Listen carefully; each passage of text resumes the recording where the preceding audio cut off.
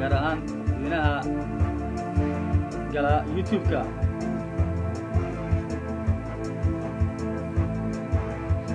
عاوحنا هالكان إذنكو هاينا حيثو إيو شيكوين دعدوين أو قاقابان waxaan kaga sheekeynayaa horta hees aan rabo inaan u qaado oo heesii hore loo qaaday taasoo caawa aan ugu talgalay saaxiibkay inaan u qaado heesta maadaama asiga ay qabsatay waxay ku dhacday dhalinyaro ka mid ah oo igula nool magaalada Copenhagen gaar ahaan maxaakiimta Copenhagen taasoo gabar uu jeclaaday awgeed ay u dhacday qisada markuu iga sheekeeyey gabadhaasi oo ku nool magaalada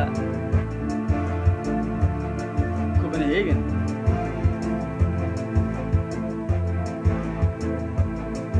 markuu iga sheekeeyena sheekooyinkiisa ayuu wuxuu ka tiriyey tix heesooyin taas oo heesii weli uusan dhamaystirin waa inaan magaciisa sheegi karin laakiin igula nool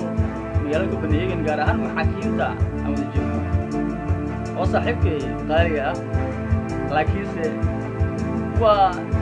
kulliba ma aqaano dumarka Soomaaliyeed qofba dooq buu leeyahay dooqeeda inay dumarka inay ka helaan nin taajir qaar inay ka helaan nin yahay bisan jirkiisa nibasi laakiin ninkani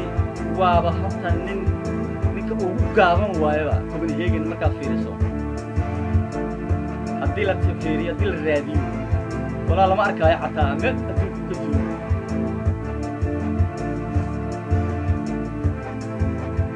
marka waxaan leeyahay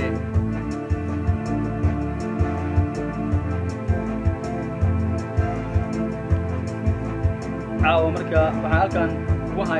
waan ku heesayaa hees uu horay u qaaday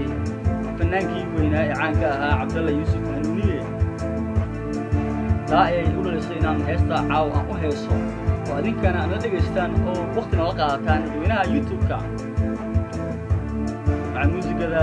halka dhinacayga fadhiya waa musishinkii Iftiin Cartan iyo kooxda maxaakiimta Copenhagen nala dhegaysta heestan